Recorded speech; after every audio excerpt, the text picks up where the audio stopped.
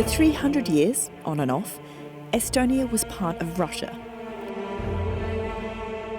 Ruled first by the Tsarist Empire, then the Soviet Union. Links between the two are many and deep.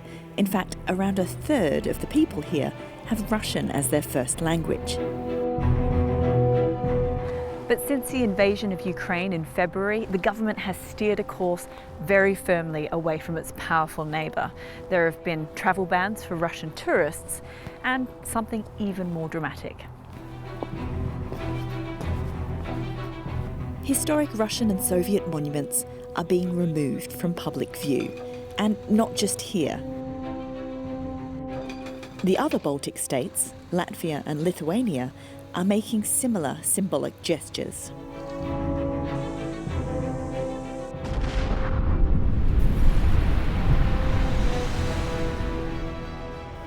This was among the first, a replica tank commemorating Soviet soldiers killed during World War II.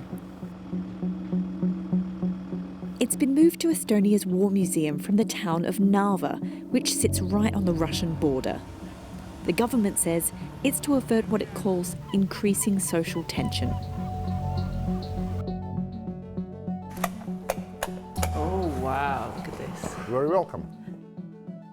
The T-34 was produced from May 40s to 60s, more than 80,000. So it's extremely ordinary tank, nothing special. Wow, I mean, you say nothing special, but I mean, that is like a rock. That's why it is tank, actually. Why do you think a museum is a better place for these sorts of objects? That's why the museums are created for, to keep the history. It's a question of symbols. And for our people, that is a symbol of occupation, that's a symbol of Soviet rule, and we want to turn the new page. As you can see, we not destroy it, we keep it. But the links are impossible to sever. So many of the big public spaces around the capital are Russian built. They're bold, architecturally distinctive, and pretty popular too. These days, the Peter the Great's seaplane harbour is a maritime museum, painstakingly restored. The foreboding Paterai Sea Fortress now hosts gigs and club nights. And Noblesna Port, Imperial Russia's vast submarine factory, is fast becoming Tallinn's new leisure district. As well as cafes, bars and new luxury apartments on the way, there's this, Proto. Its owners call it an invention factory. It's sort of an interactive museum. So as we cycle, the little cyclists on the track go around. So it's a race now. Yes, it's a competition, yeah. So tell me more about this incredible building. I presume it hasn't always hosted parlour games. Exactly this building, it was the foundry of the shipyard. Next to it was the coopersmith, then there were some storages, local power plant, the engine generator, workshop and assembly workshop, so huge area where the submarines were produced. Yes.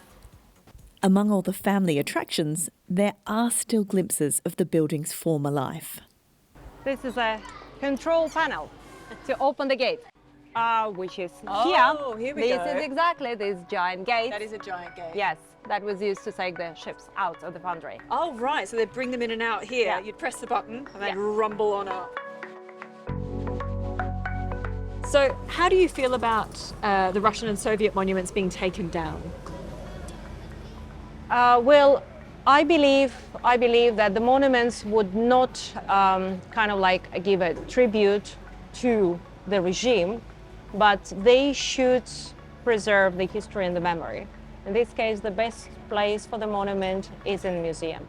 We have this place. This is a wonderful way of people to learn the history and to remember the history. So it's preserving the history, not celebrating the ideology. Absolutely right. These spaces are being lovingly restored. Money and hard work have been spent to make them attractive. Some haven't had that treatment, but have become popular nonetheless. This is Rumu. It was one of a string of Soviet-run prisons that used to stretch across Estonia. It's got quite a grim backstory. That's all history now, right? From their arrival in 1940, the Soviets used prisoners here to mine and process limestone from the quarry. When Estonia regained its independence in 1991, the site was abandoned and reclaimed by rising groundwater. Today, it's become popular with swimmers, divers and snorkelers. So, what can you tell me about this building and what it would have been when it was a functioning prison? Prisoners were working on all positions. They were working in this building, they were working in a mine where they were digging out the material. They were also working as the ones who were making the explosions to get the material off. So most probably they are the reason why this quarry was floated.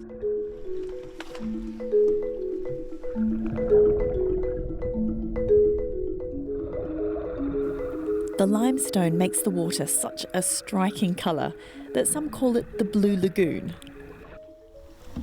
I think the most precious places here is the visibility. As you see today, we can see almost like 5-6 meters, 4 for sure. And every time I go diving here, I see something new. There's a complicated legacy of this place given its history. I think the persons that were staying in this prison, for sure, they don't want to come back here.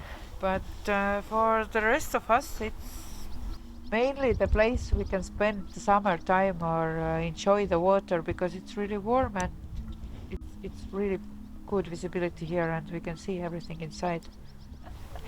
I really love being here in the water. Sigrid has genuine affection for Rumu. She wants to preserve it and stop it falling into the hands of developers. This could be considered as having a very strong association with the Soviet period. Do you think that these sorts of places should be preserved or taken down? That it depends on the place and it depends on the monument maybe, because most of them have been taken down already.